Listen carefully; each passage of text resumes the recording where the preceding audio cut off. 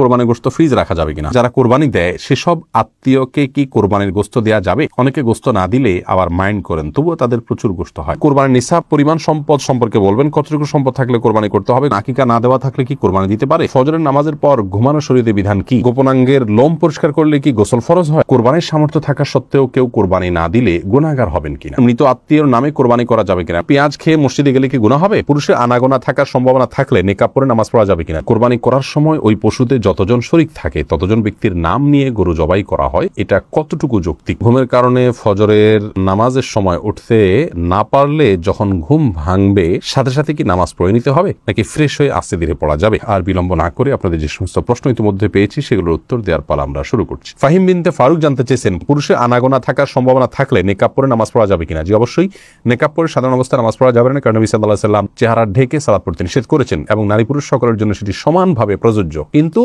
কোনো ক্ষেত্রে যদি এমন হয় যে আপনি এমন জায়গায় সালাত আদায় করছেন এখানে অন্য পুরুষরা আসা যাওয়া করার প্রচন্ড সম্ভাবনা আছে, তাহলে সেক্ষেত্রে আপনি নেকাব পরে সালাত আদায় করতে পারবেন, যেহেতু এটা বিশেষ ওজর রয়েছে। মালিক শাহ জাইন আপনি জানতে চেয়েছেন, যারা কোরবানি দেয় সেসব আত্মীয়কে কি কোরবানির গোশত দেওয়া যাবে? অনেকে গোশত না দিলে আবার মাইন্ড করেন, তবুও তাদের প্রচুর গোশত হয়। কোরবানি দিলেও কাউকে কোরবানির গোশত দেওয়া যেতে পারে, কারণ আল্লাহ রাব্বুল আলামিন কোরবানির গোশত সম্পর্কে কোরআন কারীমে একাধিক জায়গায় বলেছেন যে নিজে খাও এবং যারা অভাবী নন তাদেরকে অন্য মানুষদেরকেও দাও, যারা অভাবী মানুষের কাছে চায় তাদেরকেও দাও। তার মানে এখানে আত্মীয় স্বজন যারা সলভেন্ট আছেন, আত্মীয়তার বন্ধন স্বরূপ তাদের জন্য কিছু হাদিয়া আপনি পাঠাতে পারেন, এতে কোনো দোষের কিছু নেই। এর পরের প্রশ্ন করেছেন মাহবুব আলম, আপনি জানতেছেন মৃত আত্মীয়র নামে কোরবানি করা যাবে কিনা? মৃত আত্মীয়ের নামে কোরবানি করা যাবে, এ বিষয়ে গত নির্বাচিত প্রশ্নোত্তর লাইভে আমরা বলেছি মৃত আত্মীয়ের নামে কোরবানি করা যাবে। রাসূল আকরাম সাল্লাল্লাহু আলাইহি ওয়াসাল্লামের তরফ থেকে তার ওয়াফাতের বহুকাল পর আলী রাদিয়াল্লাহু তাআলা কোরবানি করেছেন, বাইহাকি মুসনাদ আহমদ শবিনে হাদিসে বর্ণিত হয়েছে, সেজন্য মৃত ব্যক্তির পক্ষ থেকে কোরবানি করা যাবে। কোন কোন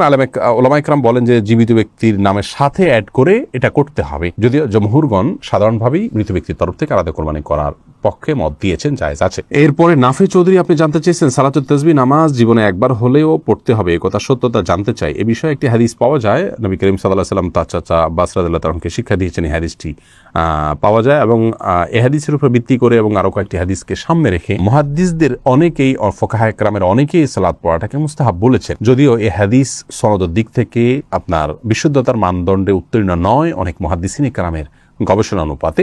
সেই জায়গা থেকে সমস্ত মুহাদ্দিসিন কেরাম বলেন যে না, এটি আপনার জীবনে একবার পড়তে হবে এমন কোনো কথা নেই। জেরিন আপনি জানতে চেয়েছেন, সূরা মুলক ও 100 আয়াত ঘুমানোর আগেই পড়তে হবে, মাগরিবের পরে বা এশার ওয়াক্ত হওয়ার কিছুক্ষণ আগে পড়লে হবে না? মাগরিবের পর থেকে পড়লেই হবে বোন, এটা ঘুমানোর ঠিক আগ মুহূর্তেই পড়তে হবে এমন কোনো কথা নেই। রাতের যে আমলগুলো আছে শোবার আগ পর্যন্ত, মাগরিবের পর থেকে নিয়ে শোয়ার আগ পর্যন্ত যে কোনো সময় পড়লে আদায় হবে ইনশাআল্লাহ বিইذনিল্লাহ। এরপরে যে প্রশ্ন আমি দেখতে পাচ্ছি, তাহলে এমডি সাইদুর রহমান আপনি জানতে চেয়েছেন, কোরবানি করার সময় ওই পশুতে যতজন শরীক থাকে ততজন ব্যক্তির নাম নিয়ে গরু জবাই করা হয়, এটা কতটুকু যৌক্তিক? ভাই সাইদুর রহমান, কোরবানি যেই কয়েকজন ব্যক্তির তরফ থেকে করা হয় তাদের প্রত্যেকের নাম উল্লেখ করা এটি আবশ্যক নয়। আপনারা যখন 2 জন 5 জন 7 জন বা 6 জন যে কোনো সংখ্যক, সর্বোচ্চ 7 জন, এর ভিতরে যে কোনো সংখ্যক মানুষ একটা পশুতে আপনারা যখন অংশগ্রহণ করছেন এবং প্রত্যেকের একটা নির্দিষ্ট হিস্সা থাকছে, কোনো ভাঙতি হিস্সা থাকছে না, এমন না যে একটা গরুতে 7টা শেয়ার, একটা শেয়ার 2 জন মিলে নিলেন, এরকম কোনো অপশন নেই, সুযোগ নেই। অথবা একটা শেয়ার মিনিমাম 1 জন নিলেন অথবা একাধিক শেয়ার নিলেন। যখন এই টাকাটা আপনারা দিচ্ছেন তখন আপনাদের নিয়ত সম্পর্কে আল্লাহ তাআলা ভালো জানেন যে আপনারা কোরবানির উদ্দেশ্যে করেছেন। এখানে আলাদা করে তাদের নাম উল্লেখ করতে হবে, জপতে হবে এমনটি আবশ্যক নয়। যদিও কোরবানি করার পর এটি বলা সুন্নাহ যে আল্লাহ এই কোরবানি যেটি হলো এটিকে অমুক অমুক অমুক ব্যক্তির তরফ থেকে আপনি কবুল করে নিন, এভাবে যদি উচ্চারণ করা যায় ভালো। আর না হলে এভাবে সংক্ষেপে বলা যেতে পারে, আল্লাহ আমরা যারা এই কোরবানিতে শরীক হয়েছি তাদের সবার তরফ থেকে আপনি ঠিক কবুল করে নিন। আলাদাভাবে নাম জপাটা আবশ্যক নয়, যদিও পরে নাম উল্লেখ করে তাদের তরফ থেকে কবুলের দোয়া করা যেতে পারে এবং মুস্তাহাব, সেটি করলে ভালো। তাওহিদুল ইসলাম সজীব জানতে চেয়েছেন, গোপনাঙ্গের লোম পরিষ্কার করলে কি গোসল ফরজ হয়? না, এর সাথে গোসল ফরজের কোনো সম্পর্ক নাই, বড়জোর অজু করে নেবেন, পরিষ্কার পরিচ্ছন্ন হবে। ফাহাদ ফাতেমা জানতে চেয়েছেন, ঘুমের কারণে ফজরের নামাজের সময় উঠতে না পারলে যখন ঘুম ভাঙবে সাথে সাথে কি নামাজ পড়ে নিতে হবে, নাকি ফ্রেশ হয়ে আস্তে ধীরে পড়া যাবে? এক্ষেত্রে রাসূল আকরাম সাল্লাল্লাহু আলাইহি ওয়াসাল্লামের যে হাদিস রয়েছে সেটি হলো, মান নামা আন সালাতিন আও নাসিহা ফালইউসাল্লিহা ইযা যাকারাহা ফাইন্না যালিকা ওয়াক্তুহা। যে ব্যক্তি ঘুমিয়ে পড়েছেন এবং ঘুমের প্রাবল্যের কারণে সালাত মিস হয়েছে কিংবা ভুলে গেছেন, এরকম ব্যক্তি যখন স্মরণ হবে অথবা ঘুম থেকে যখন জাগ্রত হবেন তখনই সালাত আদায় করবেন, সেটাই তার ওয়াক্ত। অবশ্যই তিনি ফ্রেশ হয়ে সালাত আদায় করবেন, ফ্রেশ হওয়া ছাড়া তো সালাত আদায় করতে পারবেন না। কিন্তু ফ্রেশ হওয়ার মানে এই নয় যে ঘন্টাকে ঘন্টা তিনি অন্য স্বাভাবিক কাজকর্ম করে বেড়াবেন আর সালাতকে বিলম্ব করবেন, বরং তার উচিত হবে খুব দ্রুততার সাথে ফ্রেশ হয়ে সালাত আদায় করে নেওয়া। এমডি ওমর ফারুক জানতে চেয়েছেন, ফজরের নামাজের পর ঘুমানো শরীয়তে বিধান কি? এটি জায়েজ আছে, তবে অনুত্তম কাজ। নবী করিম সাল্লাল্লাহু আলাইহি ওয়াসাল্লাম দোয়া করেছেন, আল্লাহুম্মা বারিক লি উম্মতি ফি বুকুরিহা, আল্লাহ আমার উম্মতের জন্য সকালের সময়টাতে আপনি বরকত দান করুন।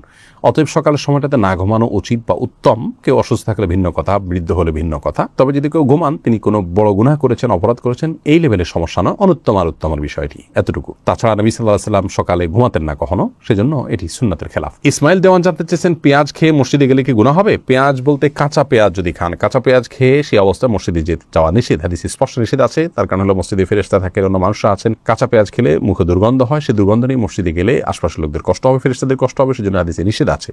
অতএব কাঁচা পেঁয়াজকেও খাওয়ার পর ভালো করে মুখের দুর্গন্ধ দূর করে, সেটি অন্য কিছু খেয়ে হোক, ব্রাশ, মেসওয়াক ইত্যাদি হোক, যেভাবে হোক, অন্য কোনো উপায়ে মুখের দুর্গন্ধ দূর করে তারপর তিনি মসজিদে যাবেন। এমডি জাহিদুল ইসলাম জানতে চেয়েছেন, আকিকা না দেওয়া থাকলে কি কোরবানি দিতে পারে? আকিকার সাথে কোরবানি কোনো সম্পর্ক নেই, দুটো সম্পূর্ণ দুই ধরনের ইবাদত। আকিকা না থাকলেও কোরবানি দিতে পারেন, আকিকা না দিলেও কোরবানি দিতে পারেন। এরপরে নাইমুল হক আজাদ জানতে চেয়েছেন, কোরবানির নিসাব পরিমাণ সম্পদ সম্পর্কে বলবেন, কতটুকু সম্পদ থাকলে কোরবানি করতে হবে? কোরবানির নিসাব হলো যাকাতের নিসাব। একজন মানুষের কাছে 595 গ্রাম রূপা বা তার সমমূল্য যদি থাকে, তাহলে তার উপরে কোরবানি বর্তাবে। এবং সেই নিসাবটি হলো বর্তমান বাজার মূল্য হিসাব করলে আপনার 595 গ্রাম রূপার যে মূল্য আছে সেটি হয়তো 40 বা 50 হাজার টাকা বা তার কাছাকাছি ফিগারে থাকবে। অতএব আপনি কোরবানির নিসাব, যেটা যাকাতের নিসাব, সেটিকেই ধরে নেবেন। যদিও এর আগে আমরা শুরুতেই বলেছি যে কোরবানি যে ব্যক্তি করার সামর্থ্য রাখেন তার উপরে কোরবানিটি বর্তায়, এর জন্য নিসাব কোনো আবশ্যক নয়, এমনটি মত দিয়েছেন সৌদি আরব ওলামা ইকরাম এবং অন্যান্য মাযহাবে।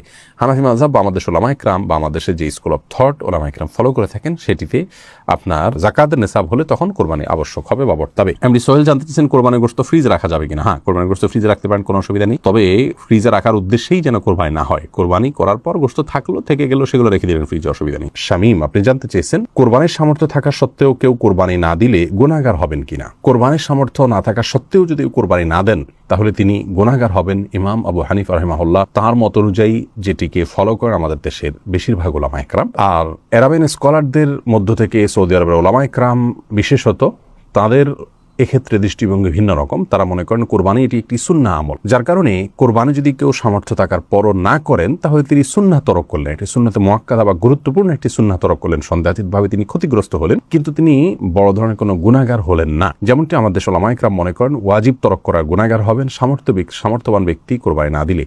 আমাদের ওলামা ইকরামের দলিলটি অত্যন্ত সমৃদ্ধ। এক্ষেত্রে নবী সাল্লাল্লাহু আলাইহি ওয়াসাল্লাম বলেছেন যে ব্যক্তি কোরবানি করার সামর্থ্য রাখে অথচ কোরবানি করলো না, সেই জন্য আমাদের ঈদগাহে না আসে। এবং এই মর্মে কাছাকাছি ধরনের ভাষ্য অনেকগুলো হাদিসে আসছে, যে ভাষ্য থেকে বোঝা যায় যে নবী সাল্লাল্লাহু আলাইহি ওয়াসাল্লাম সামর্থ্যবানদেরকে কোরবানি করতে আবশ্যক করেছেন, আবশ্যিকভাবে নির্দেশ করেছেন, এবং না করলে তার জন্য তিনি সতর্কবাণী দিয়েছেন। অতএব সামর্থ্যবানদের জন্য কোরবানি না করে থাকাটা অনুচিত হবে আমরা মনে করি। যদিও বিপরীত দিক থেকে যারা এটাকে সুন্নাহ মনে করেন, তাদেরও দলিল হলো নবী আলাইহিস সালাম বিভিন্ন হাদিসে এটাকে সুন্নাহ বলে অভিহিত করেছেন, ইব্রাহিম আলাইহিস সালামের সুন্নাহ বলেছেন। তো সেই জায়গা থেকে তারা এটিকে সুন্নাহ বলেন।